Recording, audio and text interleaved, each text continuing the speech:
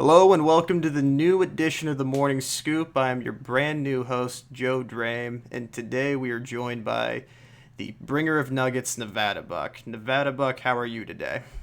I'm doing great, Joe. Excited to be on episode one of the new Joe Draime experience, and this is kind of exciting. I'm kind of giddy, all fired up and ready to go. All right, I'm giddy as well, and we had a big day in Ohio State football yesterday, the first scrimmage of fall camp. You know, everything's getting ramped up for the beginning of the year, and what are you hearing about it? How'd it go?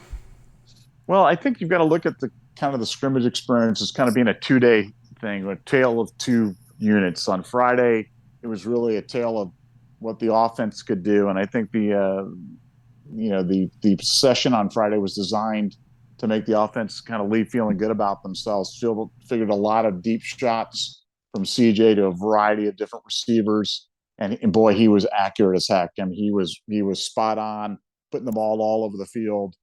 Guys making some great catches on the sidelines and the end zones, and it really put all the tools for the Ohio State offense on full display because the Ohio State offense, as we know last year, when they're going, they can go with just about anybody, and it certainly looks to be equally as prolific this year. And then Saturday, Day, you have to remember, Day's not going to just let one unit kind of dominate the other one. So on Saturday, they're doing some things a little bit more conservatively. They're showing a little bit more rotation from the twos and threes on the offensive line. And what happens when you start rotating the twos and threes up against that deep Ohio State defensive line? Who's going 8, 10 guys that can roll right through there with anybody. And the defense has a better day. So I think the defense certainly got the better of the scrimmage on Saturday.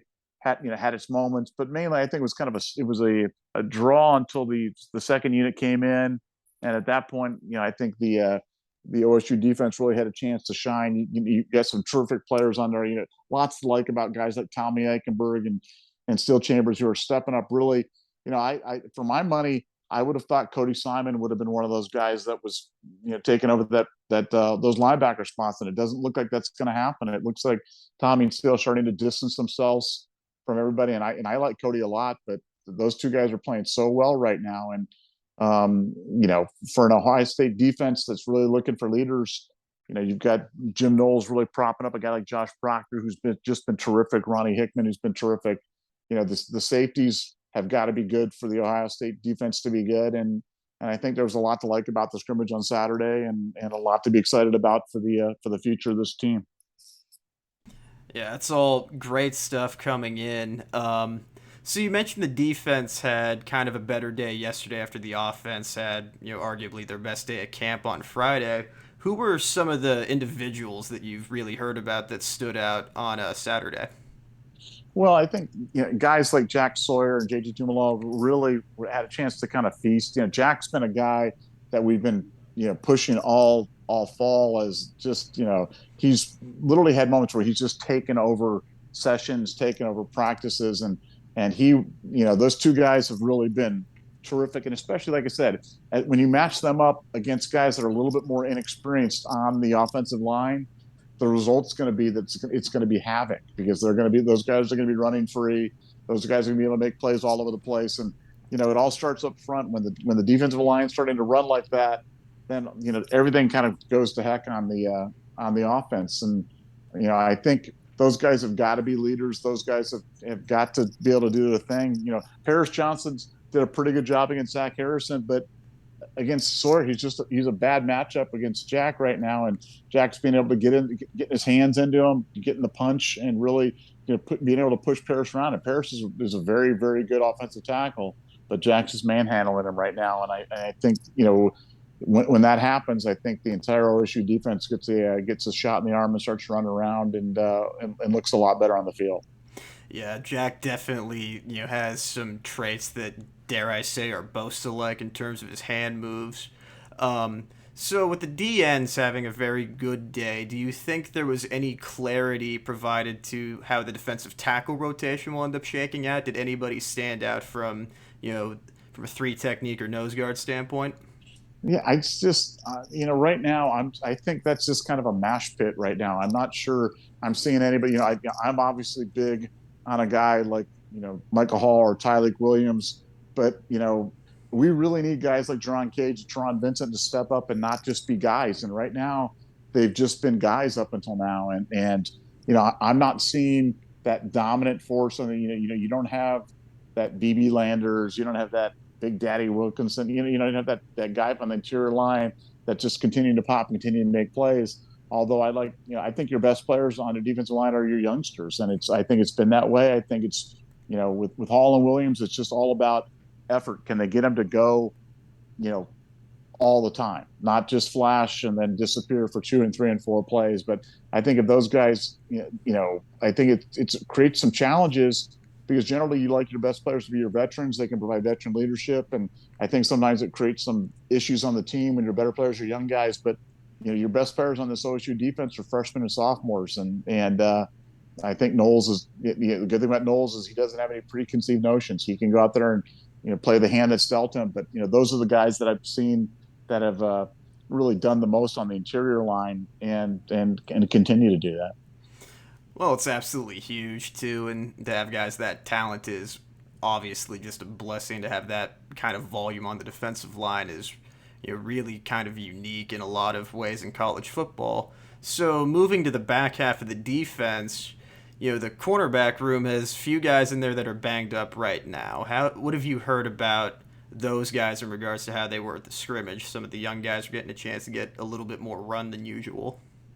Yeah, I think again, I think the scrimmage was designed to kind of protect the defensive backs a little bit there on Saturday, just because we are thin. Anytime that you're sending Jake Siebert back there to play defensive back, you're missing on some defensive stalwarts. And right now, the three guys that they can count on are Burke and Brown and Jordan Hancock. But Jordan Hancock's been sidelined with an injury.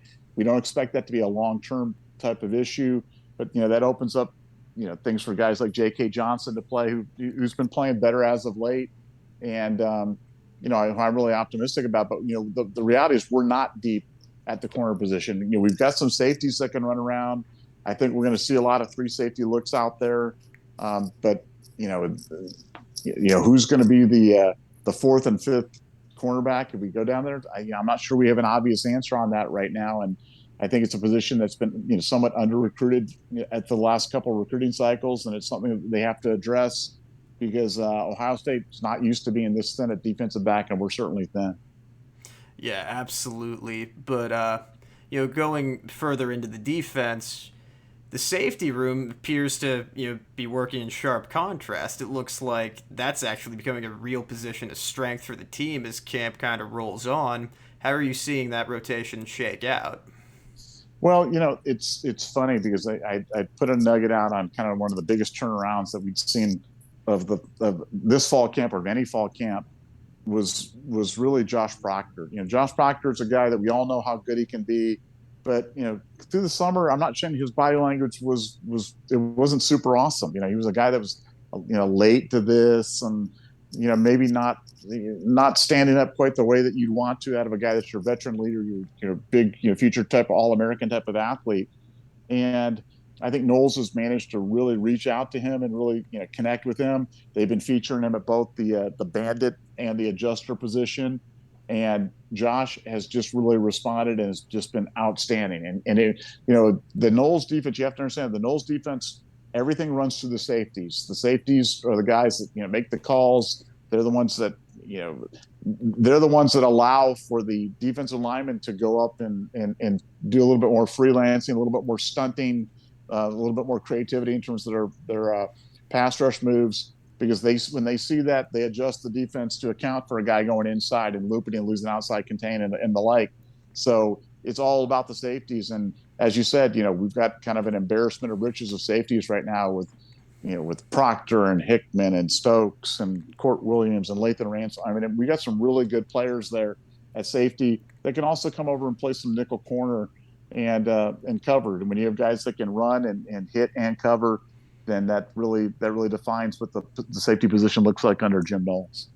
Absolutely, and it seems like a lot of those guys are just coming on like absolute hurricanes. We've been hearing nothing but great things about Lathan Ransom, and he's going to be a really tough one to keep off the field. Yeah, I mean, he's one of my favorites. I mean, he's a guy that just just a terrific player, and when he's healthy and when he's 100%, he's a guy that that's got just has to have playing time. Has demanded it from the first time he set foot on the campus. So yeah, no, I'm really high on him, and hope he can be right, and hope he can contribute. Absolutely. So we have about 3 weeks left until Notre Dame.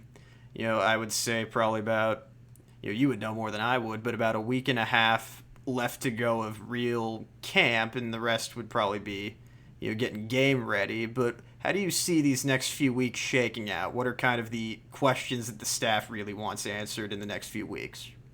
Well, I think the staff has got to kind of settle on their 7 or 8 offensive linemen, and I think they've kind of got that with the starting five, and then Enoch and Josh Fryer, and like I said, the eighth guy is kind of up in the air, but I think they've got a pretty good idea on that. The running back rotation is pretty well set. The question is, how good is Julian Fleming right now at wide receiver? You get a little bit of a tight end shuffle.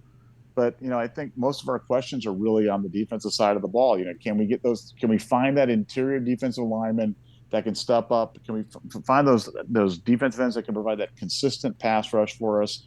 And as we talked about earlier, we're a little thin at cornerback, and so we need that third and fourth cornerback to kind of emerge that is clear leaders, or you have Jordan Hancock come back with a full bill of health. But I think the next week's going to be a little bit more, and then like you said, it's probably a solid 10 days, maybe even 2 weeks of prep for Notre Dame, and I can't wait. That's the biggest home opener at Ohio State that I can ever remember. There might have been a bigger one, maybe some Ohio State historian can point it out, but I can't remember one. So I'm jacked. I'm ready for that game to kick off tomorrow. I can't wait. Yeah, the only game that I can think of for a home opener that even comes close is that 2017 Oklahoma game. Yeah, that's what. But did we play a game before that? Did we Yeah, we play? we played Indiana the week before. Yeah, so just it just this just feels different. This is the first time we're going to see this team. So much to be excited about, and coming off the heels of that Rose Bowl last year. And I know people talk about these bowl games being kind of like national championship or bust. These bowl games don't mean anything. But boy, that Rose Bowl sure felt good. Winning that game sure felt good. And I feel like that provided a springboard, especially the second half of that Rose Bowl provided a springboard into this season. And I think it's really going to yield some big dividends for us. Oh, without question, and the forward moving momentum that we've been feeling after that game has really been unbelievable, and it's been an off season with anticipation that we really haven't felt like that we've seen in quite a while. So it's all very exciting. Well, NevadaBuck, thank you very much for joining us and giving us that great information. There will be an episode every day during the season, so you will be getting a daily Buckeye fix. And with that, say thank you and thank you for listening.